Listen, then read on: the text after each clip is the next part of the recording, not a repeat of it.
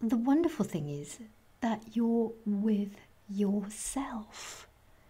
That is the reason you can perceive me free from expectations or fears. I feel the same. Such togetherness is truly an enrichment. That's why I love you more than anyone else. You're special to me because we fit. We complement each other perfectly because we are free from everything else. If we had met a few years earlier, we wouldn't have been able to. How did we meet? I mean, our younger you and me. Are you sure you want to hear the answer now? She asks mischievously. I don't think so, I admit, but I'm so excited and want to see you soon again. You will. But can you see how you're not in the here and now anymore? Your thoughts are wandering and you're not concentrating anymore. It's not serious, but also not beneficial for you. I can see it and look at Jack with wonder. Don't look at me. That's your programming, he answers. Then I see how my thoughts were following my fear. I fear that this moment will pass, that I will wake up somewhere without any memory and never see Samira again. A really crappy feeling, and it's spoiling this moment where she's really sitting next to me. The next program pops up and gives me nice sentences like, "You idiot, can't you do anything?" I can see how Jack is thinking them, but I also see how he has no choice but to think them because my views, and all my fears are such views, determine what he will think. Oh, I'm thankful in this moment that I'm even able to see what's happening in me. That alone gives me clarity. And I, my ego, Nathan, says, just carry on watching, experience. And I'm immediately back in the here and now. And I look over to Samira and thank her for her direct words. "No problem," she answers. "I learnt that from you." She smiles at me and turns a corner into a street that I recognize. It's the street where the cute little house with the Tesla tower is, the one that leads to the beach. Did we really just drive 20 kilometers together? So quickly? I ask the question aloud because the black hole appears on my screen. There, you can again see how relative time is, she answers, laughing. Anyway, we're here now, and there are a few others in the house. I would like to drive to the beach and spend some time alone with you. I don't have any objections. She parks the car in front of the parking lot and we get out. This isn't a parking lot anymore. It wouldn't make sense as hardly anyone comes here with a car anymore, she explains as we walk towards the beach. Sometimes a couple of people gather here and sit together, play music, have a barbecue, or go for a swim. If they do come by car, they park it at the house. That's your doing, by the way. You were the one who started fixing it up. We didn't know each other then, and it was one of the first things you did after your return.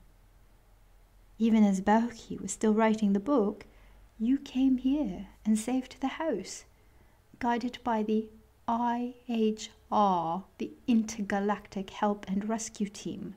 Unused living space was saved from decay without claiming ownership, but through living and usage, it was restored and new life breathed into it.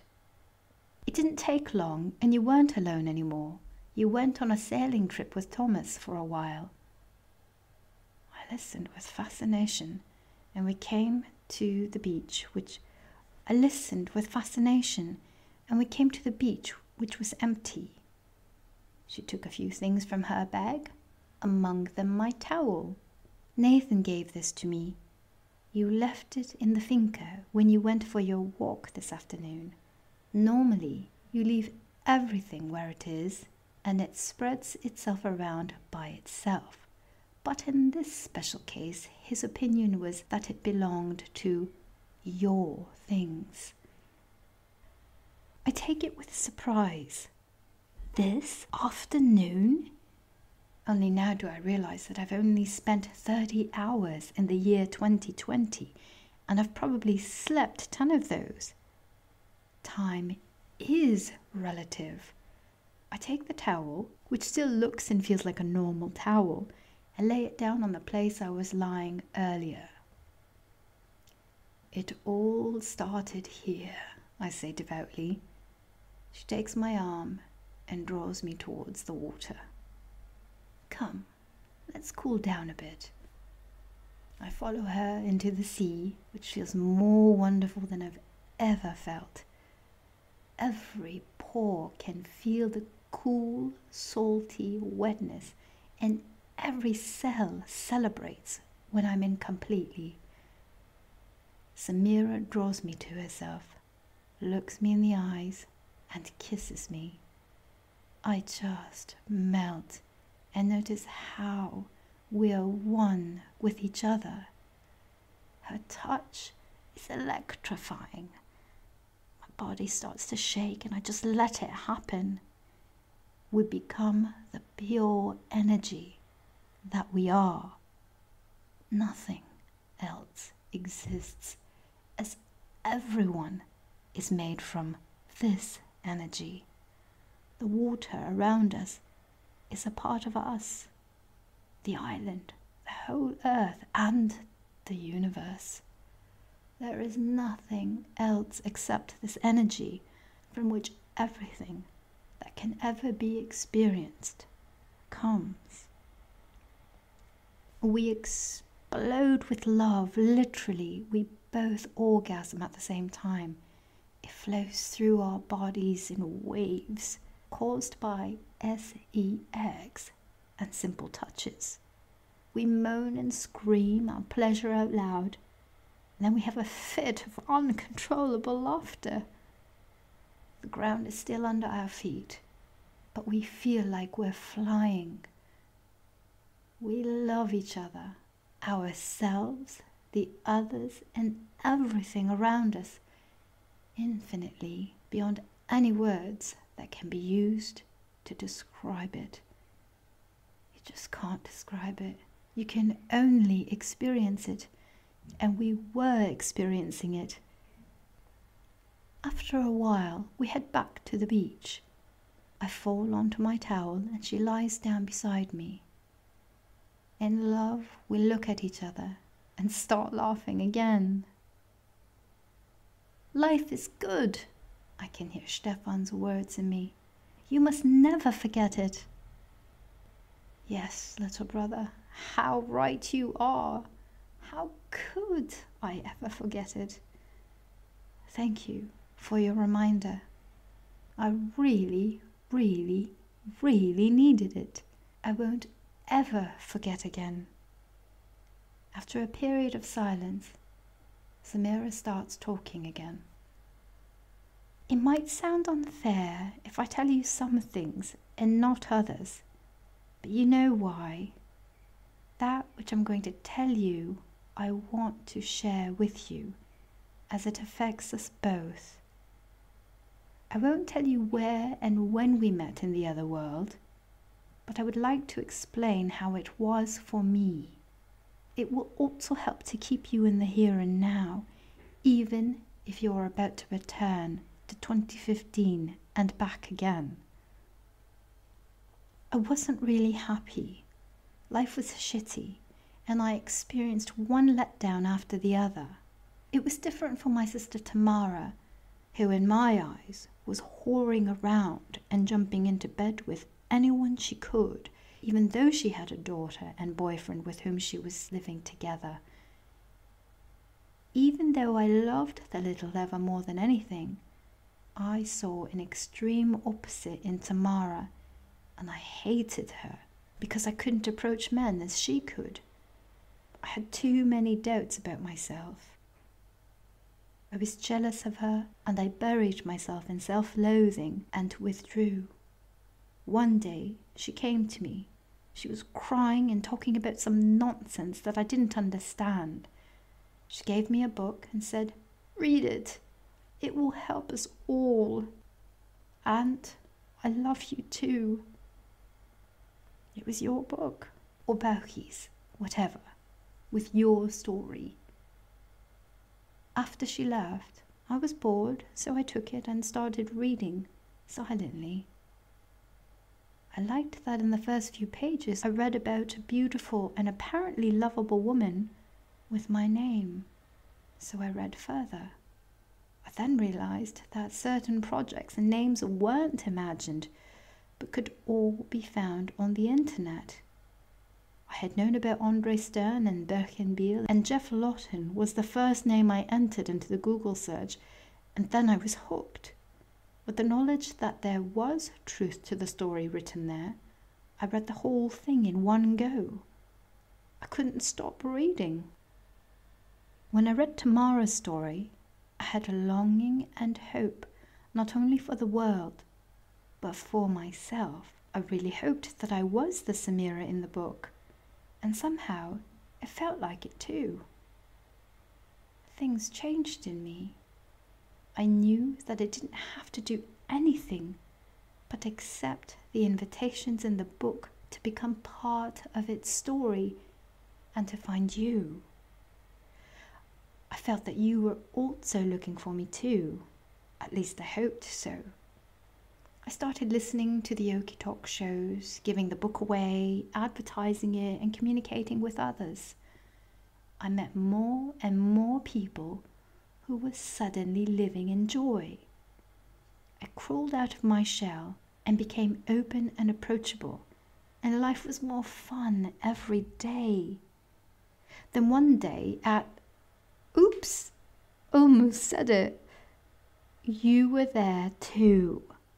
No one knew who you were, as Bauchi had always kept your cover, but I knew exactly who you were. I could see it in your eyes. Boundless joy that you were considerately and somewhat uncertainly trying to hide. I could see that you had something that you've been waiting on a long time, from which your eyes couldn't leave. Me. My heart was pumping and it felt like the world was dissolving. We approached each other and fell into each other's arms. "I'm Nathan," you said, and I answered, "I know." We looked into each other's eyes and kissed each other, and from then on, everything was different. I was a completely new person, independent, upright and honest, as much as I could be. I had become a butterfly after being a caterpillar for so long. Since then, I was your woman, and am deeply honored that you call yourself my man. No further pledges were necessary for the relationship. Our love is unbreakable, even if we don't see each other that often. You have your life, and I have mine, which is normal these days. But when we meet each other in the flesh, we laugh and enjoy it to the fullest. I feel healed as I am complete, and because you are there, always, here in my heart. When I became captivated by on-mind gaming because I saw what was possible, I became better at perceiving you in myself and could communicate with you anytime. We do so many times a day, without yearning, without fear of loss, but with unconditional love and appreciation. From this unconditional love, I'm asking you something important. Until we see each other again, I wish that you use every chance to be happy. Whatever you need for that is okay with me. To put it another way, I want you to do everything possible to be happy so that I can experience you as that, happy. That includes other women. I know that in 2015 it's not as common, so that's why I'm telling you explicitly, if you get the chance to have fun with another woman in bed too, then I want you to do so. If you don't and say I'm the cause, then it will be very uncomfortable for me. I want to be an enrichment in your life, not a limitation. More and more are realizing it. The rivalry thinking will disappear in this way, and sexuality will be freed from the prisons of religions and their views. This is also the way that people will stop deceiving, cheating, and being unfaithful, because it simply isn't possible anymore. Instead, there is a growing measure of openness, which most won't have dreamed possible. When you return, you should watch a film. It's a soft porn from the 70s with Sylvia Christel, Emmanuel 2. Incredibly kitschy though. Forget the playing on screen, or play with yourself if you like, but pay attention to the following. See the relationship the two have, how open and loving it is, and listen to what her man tells his friend when they are standing on the veranda, where he explains how they feel about each other. I'm grateful for these words at the end of the book, because not only have I learnt to see Tamara differently, but I've opened myself to this form of partnership that we're living. Emmanuel and her man were living it in the film, and today we're all doing it. It didn't only help me with my problems about sexuality. Through your story, the film became popular again and became an example for a whole generation of people, especially the younger ones who had their problems with the ideas of the older people, were able to apply this way of living, as it was much easier for them to find themselves. Here's another tip for you, this time about your teeth. Look for Russian healing methods. The names Grobovoy and Petrov will stick out. Do your research. They have already learned through online gaming how to regrow and heal organs, teeth too. Research everything you've learned here. It can all be found in 2015. Nothing really new has been invented since then. We just started using that which was there already. I would like to say something else, if I may.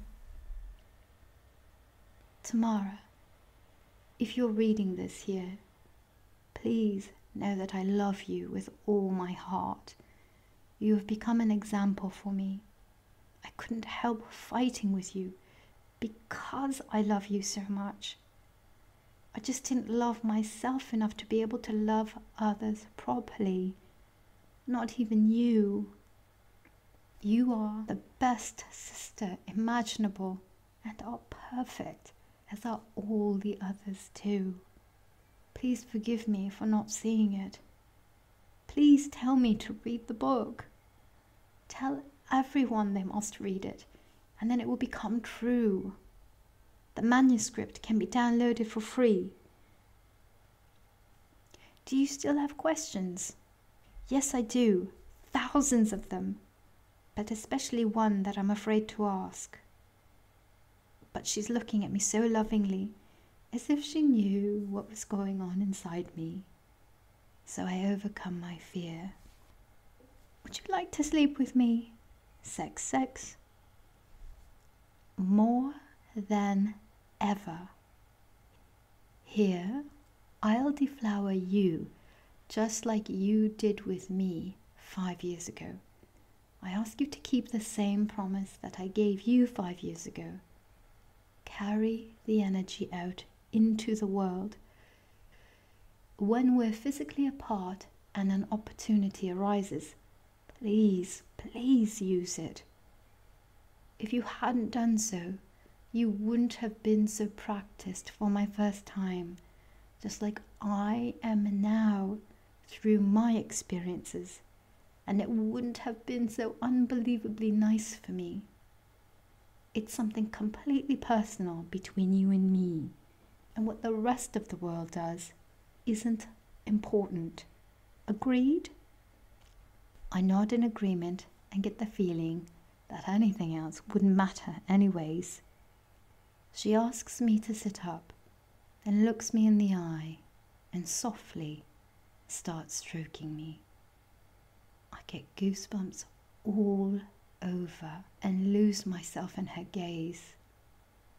I hear her guiding me to just let it flow and enjoy what was to come, without doing anything but to follow my impulses. She pushes me backward onto the ground and pulls my bathing costume down, which I've been wearing since yesterday. Physically, things become X-rated. Internally, I become one with all again. My consciousness expands with hers, and I can feel the whole world and universe in me. What Samira does to me is none of your business. Try it and find out for yourselves. Have your own experiences. I feel orgasms and ecstasy beyond all thought. I feel joy in life and an unbound urge.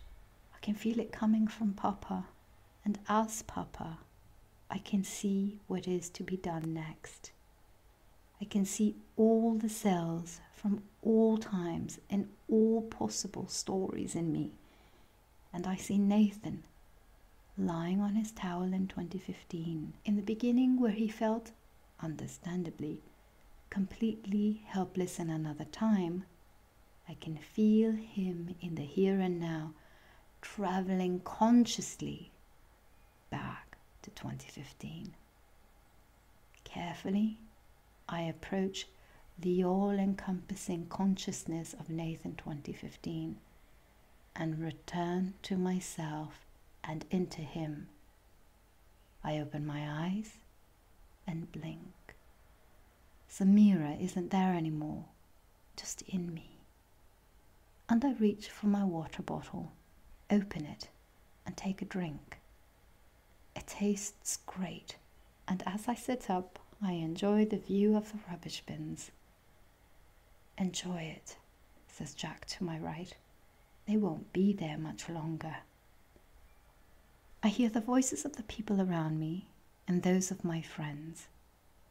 For the first time in my life, I get the feeling of knowing exactly what to do next. My life now has an obvious meaning. This year might be the first book where at the end the story doesn't finish, but rather starts. I want to experience these things, and there is only one way there. I must do what I can to spread it around, and must follow all the invitations I get to build a new earth. Who wants to help?